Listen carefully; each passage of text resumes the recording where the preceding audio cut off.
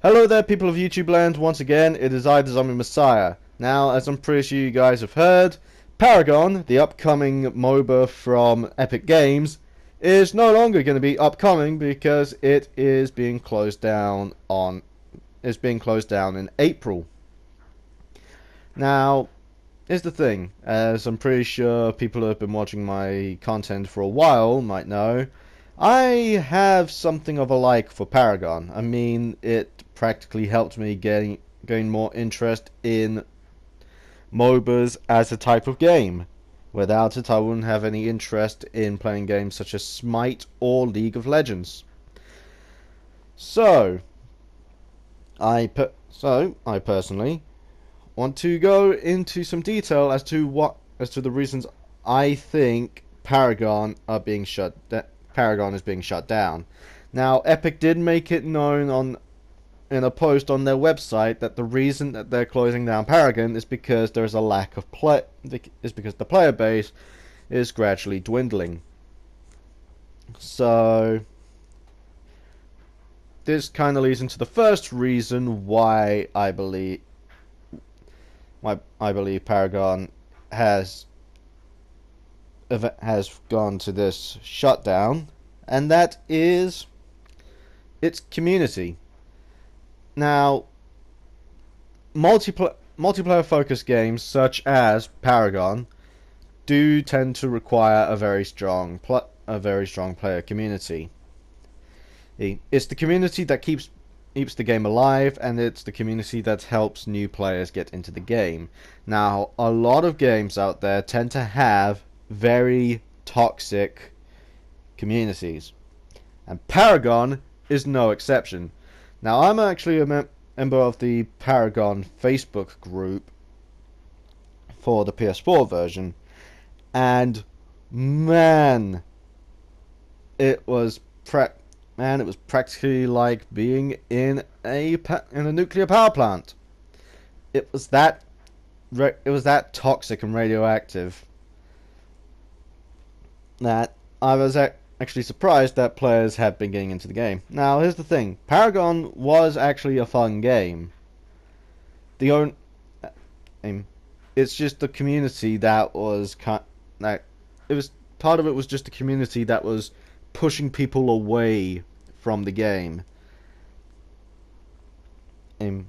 Because it was just the usual MOBA community, which tends to have a mindset of you need to be really, really good or get the fuck out of here. Now that sort of thing doesn't really inspire new players. And also, I get the feeling I know what people are going to ask me. Oh, but dude, how is it that if MOBAs have this sort of toxic player base, that League, Dota, and Smite are still going? Well, here's the thing.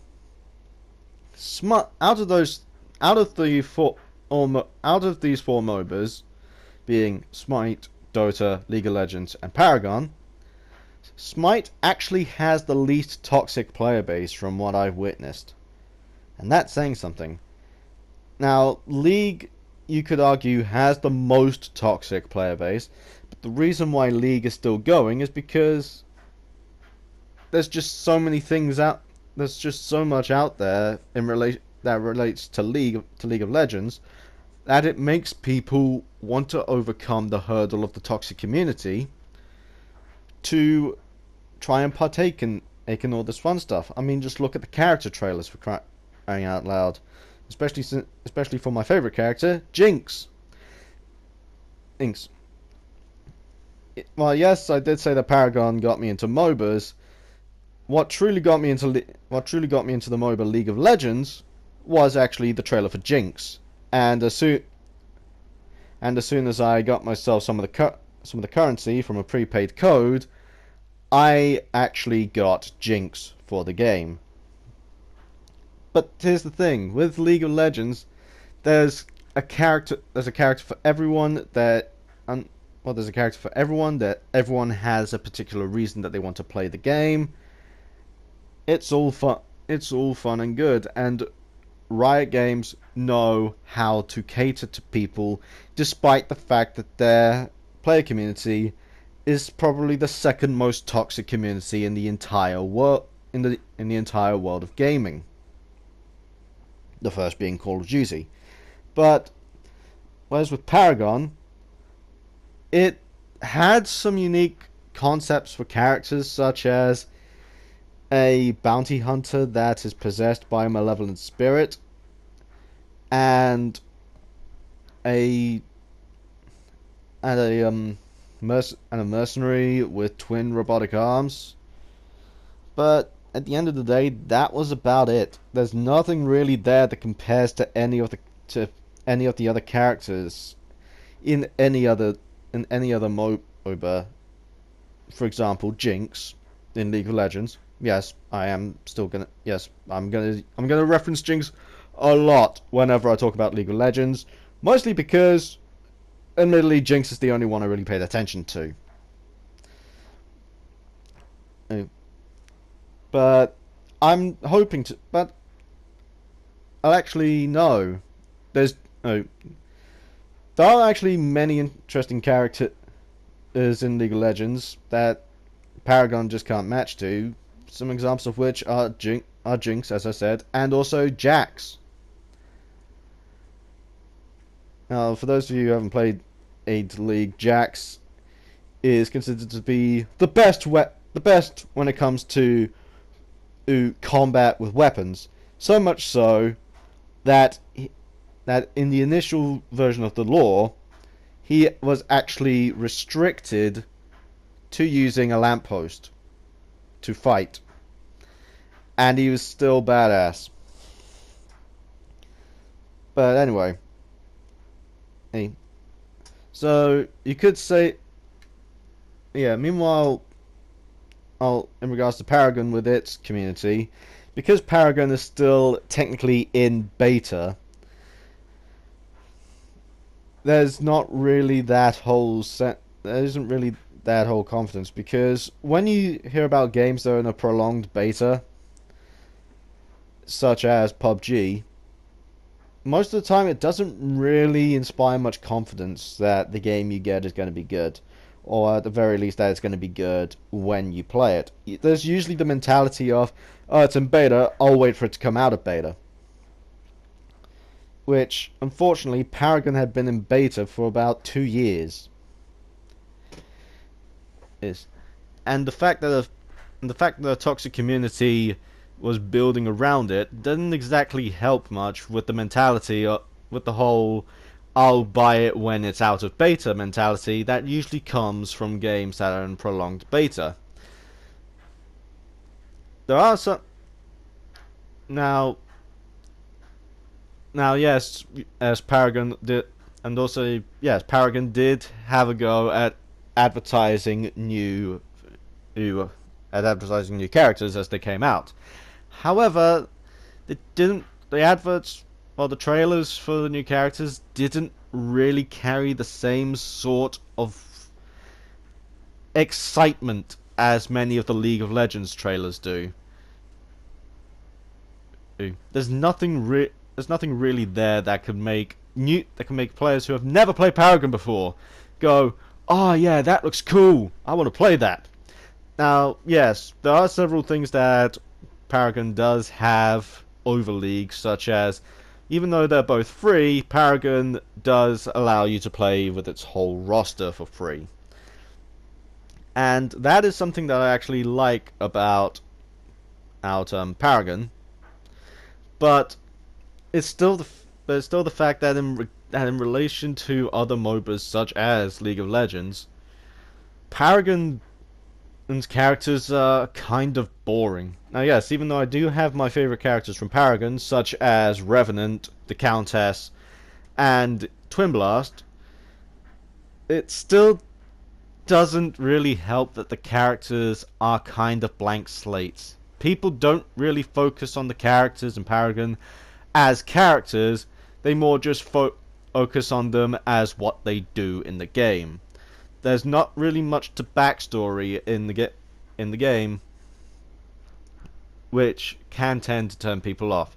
And yes, I did just go into my second point, which is the characters in Paragon are kind of uninteresting. There are interesting concepts for characters, such as Revenant being a bounty hunter that's possessed by a malevolent spirit, Crunch is a robot that's designed specifically for boxing. Okay, they're not exactly all hits.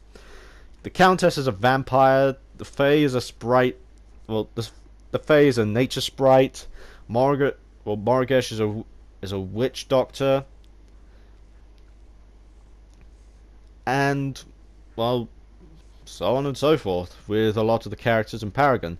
But unlike with characters in League of Legends, where they have actual character built up in a full extensive bio on a character page, with Paragons, all you just get are their moves, their other abilities, their mastery tree, and about 4 points of backstory, and that's it. If you want to know the full backstory for a character, you gotta check the website, which, like with Destiny's Grimoire, it kind of turned off a lot of people because they tend to want that sort of thing in the game. Now yes, you could say that League of Legends also has their character bios online, but unlike with Paragon, they also have them in the game. And also, Epic, I don't care how many characters you link into each other's backstories, if the backstories aren't actually there, then we're not exactly going to be interested much. Next time you try this sort of thing, actually try to have backstories in the game that people can see for each of the characters. Because as I said, there's interesting concepts of characters here. It's just the execution was done poorly. The final point that I want to make is, well, it's kind of the gameplay, really. Now, as a MOBA, Paragon is average. It goes for the whole over-the-shoulder third-person an action gameplay style that Smite does, but other than that, it's just average. Usually MOBAs tend to have unique selling points about them that make people go, "Oh, that's interesting. I would like to have a go at that." An example I can name, and that's a really good example, is another MOBA that's on the PlayStation Store, which is Invoker's Tournament. With that one, you have your player avatar, and they are actually able to turn into different champions. That was actually very unique and a very smart way to revolutionize and make your own spin on the champion selection system, by the fact of, why should it be you can only play as one champion in the game when you can switch between different ones? That was unique and interesting. With Paragon, on the other hand, it was just a case of, here's some characters, pick one and you can play. But still, as I said, as I've been saying with this whole section, the gameplay itself is just okay. Initially they did have an item system very similar to League of Legends or Dota or Smite, but recently they changed it to a card system. And yes, the cards do have nice art and they do provide some very interesting buffs and effects, but still, it's average compared to everything else. But anyway, I want to hear what you guys have to say in the comments below. If you like what you saw, please be sure to leave a like, comment, and don't forget to subscribe. And this has been the Zombie Messiah, returning to the crypt, and I will see you guys in the next video.